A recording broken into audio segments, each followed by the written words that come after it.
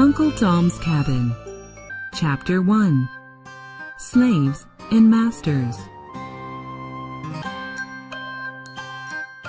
In the early 1800s, black people were not free in America. They were slaves. Rich white masters owned them. They used slaves to work on their farms.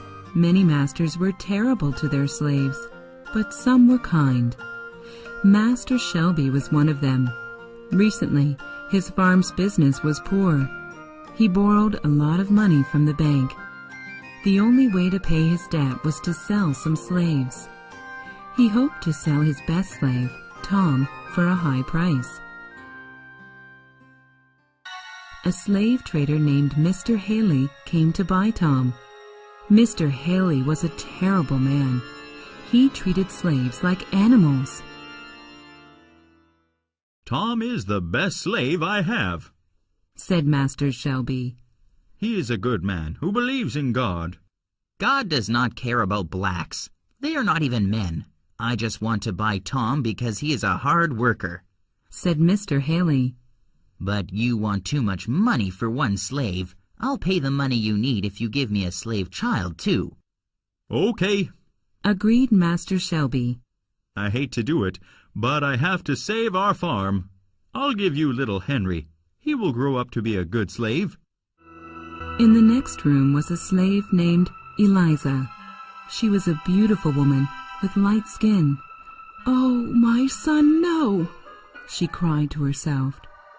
She heard Master Shelby and Mr. Haley talking to each other through the wall. She knew it would be terrible to lose her son. This woman had been taken from her mother when she was a little girl. Eliza's husband George ran away to Canada a few days ago. Blacks were free in Canada. George wanted to work and save money. Then he could buy Eliza and Henry from Master Shelby. But that would never happen if the bad man took Henry down south. Eliza picked up her son and hugged him. "Don't worry," she said softly. "If we trust in God, He will show us the way to freedom." Behind Master Shelby's large house was a small log cabin. This was a home for slaves. It was tiny, but the cabin was very warm inside. The smell of a freshly baked cake was in the air. At the table sat Uncle Tom and Johnny. Johnny was Master Shelby's son. He loved Uncle Tom and his wife, Aunt Chloe, very much. Now Johnny was teaching Uncle Tom how to read. The cabin was suddenly filled with their many happy children. They ran into the cabin when they smelled the cake. Johnny was excited to eat the cake too. Uncle Tom felt very happy. He held two of his children and sang a song. While they were eating cake, Eliza came into Uncle Tom's cabin. She had to tell him the terrible news. With tears in her eyes, she said, "Master Shelby sold my son. We have to run away. We will try to reach Canada. Uncle Tom, Master Shelby sold you too. Come away with us. God will show us the way." "No," said Uncle Tom. "I can't run away with you. If I do, Chloe and my children will be in danger. It is better for me to go. I will pray that God protects me." Aunt Chloe and the children could not stop crying. Eliza couldn't wait. She picked up Henry and held him tightly. Then she disappeared into the night. Chapter 2. Leaving Home. The next morning, Mrs. Shelby knew that Eliza had run away with Henry. "Oh dear," thought Mrs. Shelby. "Mr. Haley will kill Eliza if he catches her." Mr. Haley was very angry when he heard Eliza had run away. Mrs. Shelby decided to slow Mr. Haley down. This would give Eliza a chance to escape. She had an idea. One of her slaves put a small stone under the saddle on Mr. Haley's horse. This made the horse very upset. Mr. Haley was unable to ride the horse for a long time. Finally, he got on his horse and went to look for Eliza. Mr. Haley knew that runaway slaves always went to the Ohio River. If they could cross the river, people in Ohio would help them. Eliza was also desperate to get across the river, but when she reached the river, it was full of ice. No boats could cross the icy river. Eliza prayed to God to help her cross. Mr. Haley saw Eliza and Henry. "Stop!" he yelled. "That boy is mine." Eliza was trapped between Mr. Haley and the icy river. So she jumped on a chunk of ice in the river. Then she jumped onto another piece of ice. She wasn't wearing any shoes, and her feet were bleeding. But at last she crossed the river. On the other side of the Ohio River, Eliza saw a man she knew. He was one of the Shelbys' friends, Mr. Sims. "Mr. Sims, please help me," cried Eliza. "I know a powerful man who hates slavery," he said. "He will help you. His name is Senator Byrd." Mr. Sims pointed to a nice, big house across the street. Eliza went to the house and knocked on the door.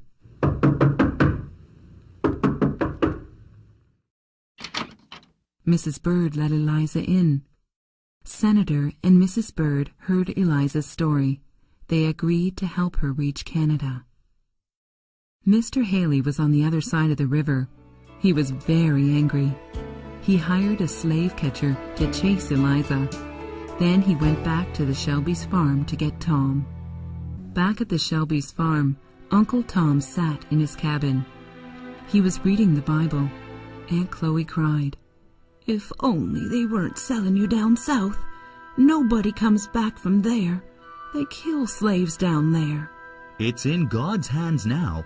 said Uncle Tom. I'm thankful that they sold me and not the little ones. He looked lovingly at his sleeping children. There was a knock on the door of the cabin. It was Mrs. Shelby. Mrs. Shelby stood there crying. "It's time to go, my dear man," she said, "but I promise to find out where you are. We will get the money and buy you back." Suddenly, Mr. Haley burst into the room. He said to Tom, "It's time for you to go." He put Uncle Tom in heavy chains. Then they drove away in a wagon. On the way out of town, Mr. Haley stopped at a store. Tom waited outside in the wagon. Young Johnny Shelby followed them on his horse. He jumped in the wagon and hugged Tom. "I hate slavery, Uncle Tom," cried Johnny. Uncle Tom hugged the boy and said, Now, Master Johnny, you be good to your mother. God only gives you one mother. "I will, Uncle Tom," promised Johnny. He also promised to come down south and buy Uncle Tom. Then they said goodbye. Chapter 3. North to Freedom. Eliza's husband George had escaped from his master too. George's skin was very lightly colored, so he was able to look like a white man. He did this by coloring his hair yellow. He also put on some rich-looking clothes. Then no one knew he was a runaway slave. George walked into a restaurant. He saw his old friend he was looking for. The friend was Mr. Wilson. George's old master had sometimes made him work for Mr. Wilson. "George, what are you doing here?" Mr. Wilson whispered. "It's very dangerous for you right now." George showed 2 guns and a knife to his friend. "No one is going to catch me without a fight," he said seriously. Mr. Wilson took George to a room where they could talk safely. "What about your wife and son?" asked Mr. Wilson. George's face looked worried. "I heard that they escaped a few days ago," he said. "It's up to God now." "I want to help you," said Mr. Wilson. "Here, take this money." He pushed a lot of money into George's hand. "Thank you," said George. "I promise to repay this money one day." Then Mr. Wilson gave George some advice. "When you get to the other side of the Ohio River, find the Quaker Church. They will help you reach Canada." At the same time, the Bird family brought Eliza and Henry to another family who would also help them. These people were Quakers. This Quaker family was very kind. The father's name was Simon, and the mother was Rachel. They had 5 children. One day, Simon said to Eliza and Rachel, "Friend David is coming over tonight.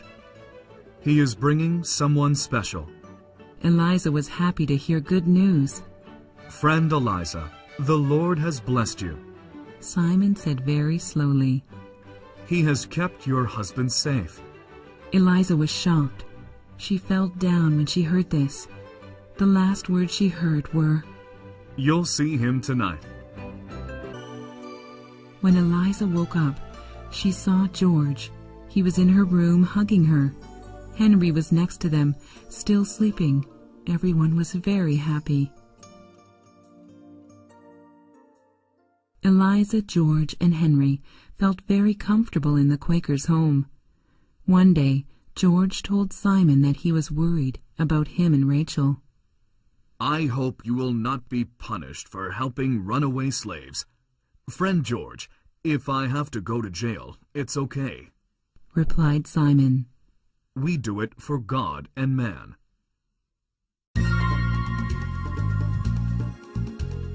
Suddenly, David burst into the house. "We need to leave now. The slave catchers are coming." They got in the wagon and drove very quickly. They could hear the sound of horses following them.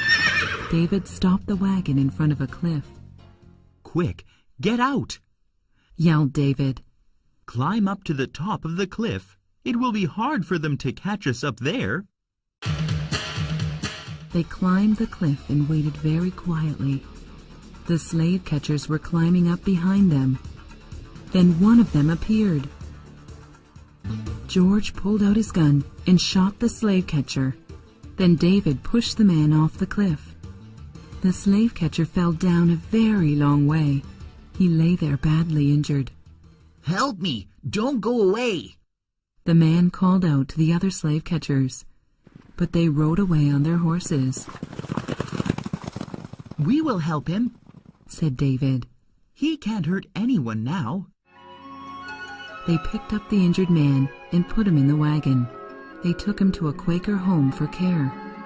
Then David took Eliza's family to the border. It was the border between America and Canada. They were on their way north to freedom.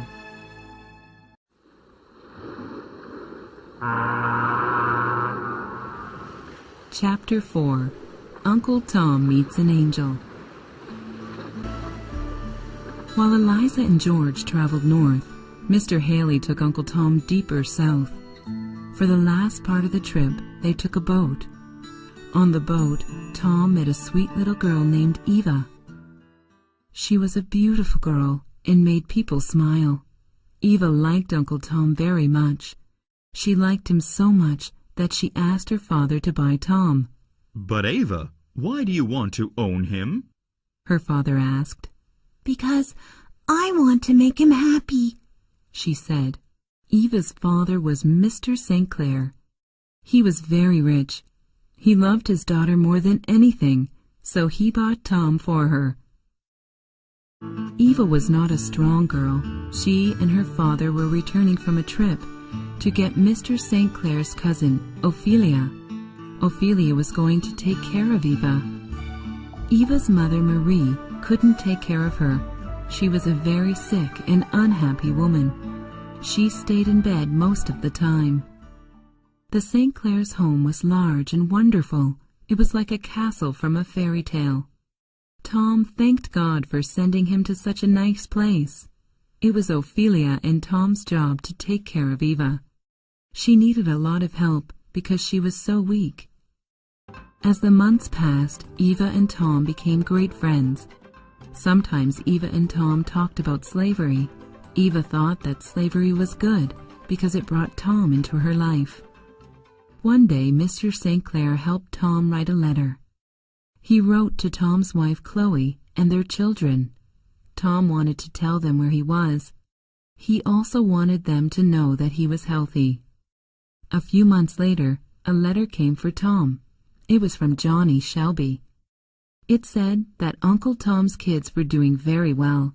Chloe was working in a bakery and saving money. In 5 years she would have enough money to buy Tom back. This letter filled Tom's heart with joy and hope. As the months became years, Eva got weaker. Soon she had to stay in bed all the time. One day she called her father to her bedside.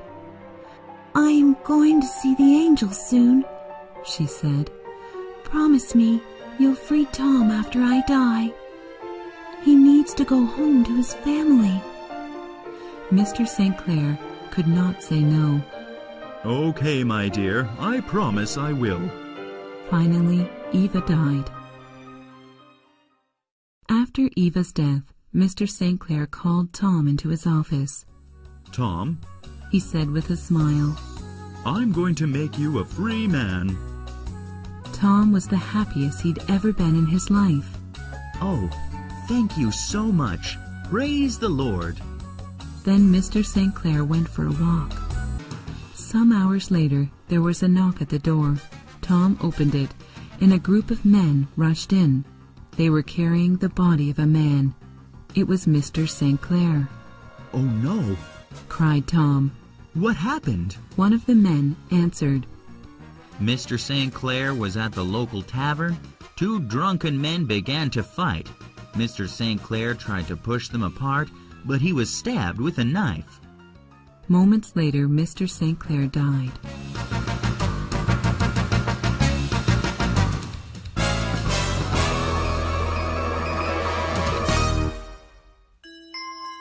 He had died before finishing Tom's freedom papers. Mrs. St. Clair sold Tom to a mean farmer named Simon Legree. Legree would take him deeper into the South. He feared he would never see his family again. When it was time to leave, Tom managed to hide his Bible. He thought he was going to need it. Chapter 5. The Deep South. Master Legree's farm was a terrible, dirty place. Tom had to wake up before sunrise. All the slaves had to pick cotton in the fields. They worked under the hot sun all day. Sometimes at night, Tom told the other slaves about Jesus, but they didn't believe Tom. Their lives were just too terrible. One morning, Tom noticed an old woman working next to him. She looked very weak. She couldn't pick cotton very well. Tom put some cotton in her basket. Legree's men would beat her if she didn't pick enough cotton. "Don't do that," said the old woman. "They'll whip you for that." However, the man in charge of the slaves saw them. He was a slave named Sambo. Sambo told Master Legree that Tom was helping the old woman. This made Legree angry. He said, Sambo, take him to the shed and teach him a lesson. Sambo took Tom there and beat him very badly.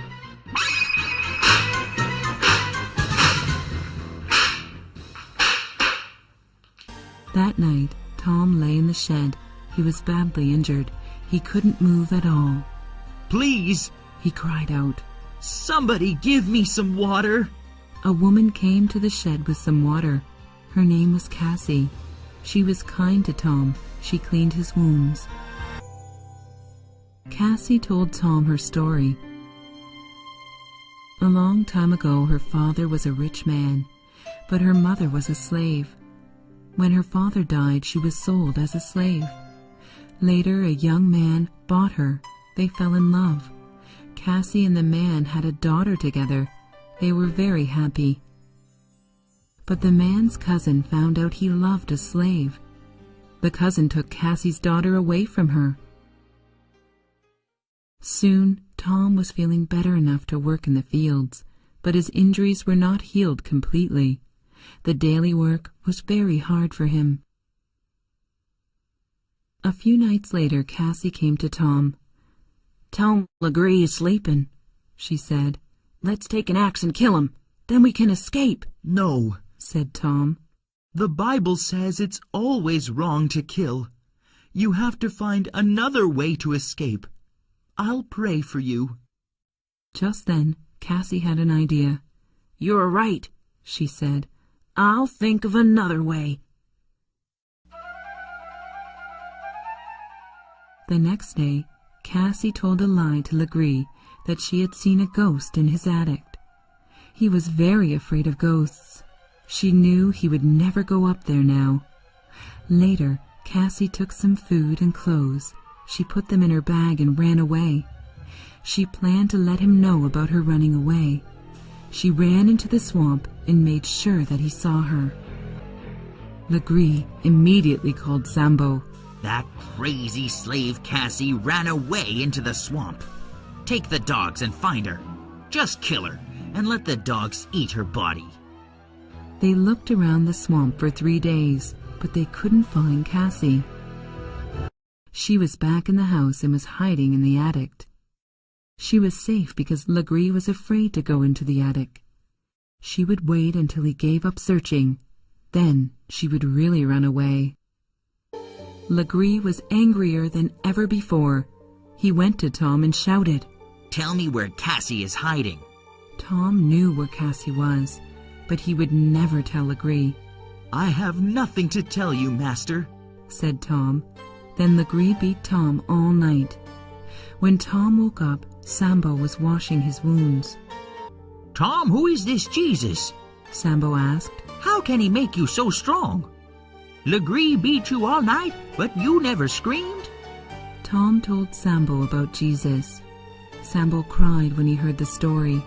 "I can't help but believe it," cried Sambo. Tom prayed for Sambo, but his pain was terrible. Chapter 6. Free at last. Tom lay in the shed for 3 days. A stranger came to the Legree's farm. The stranger was a young white man. He asked Legree, "Do you have a slave named Tom?" Legree lied. "No, there's no one here named Tom." Just then a little slave boy pointed to the shed and said, "Tom is in there." The stranger walked into the shed. Tom looked up and saw the stranger. Tom knew it was young Johnny Shelby. "Master Johnny," Tom said, "what a fine young man you've grown to be. Praise the Lord. Now I can die happy." Johnny saw that Tom was hurt badly. "Oh, Tom, you can't die now. I've come to buy you back. We saved enough money, just as I promised years ago." "Master, you're too late," Tom said weakly. "The Lord is taking me home with him. Please tell Chloe I'm sorry I couldn't see her. Tell her and my children to follow me to heaven." Then Tom died. Johnny sat there for a moment, holding Tom. This place seemed special. Johnny felt like God was in the room with him. That night, Cassie took a lot of money from Legree's desk. Then she put a white sheet over her body. She ran out of the house. Legree didn't follow her because he thought she was a ghost.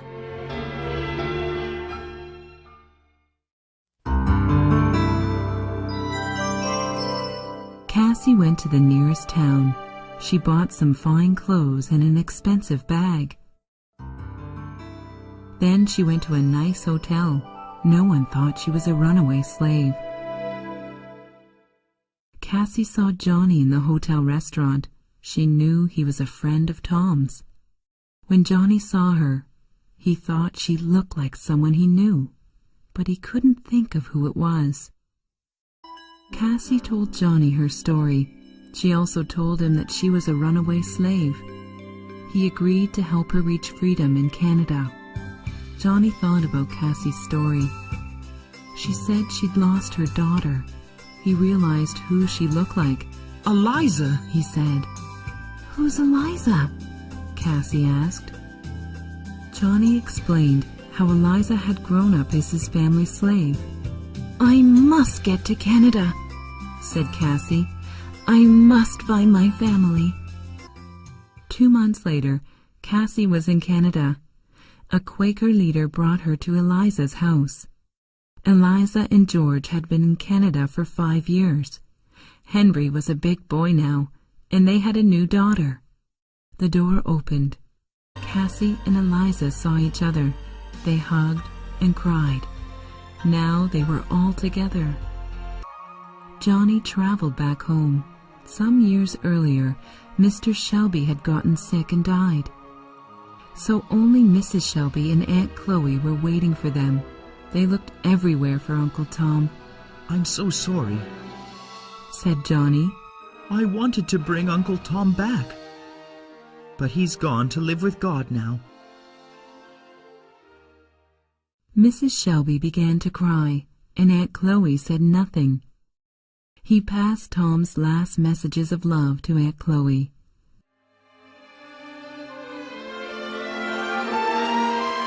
A month later, Johnny let all of the slaves on the farm go free. Don't thank me for your freedom, he said. Thank Uncle Tom.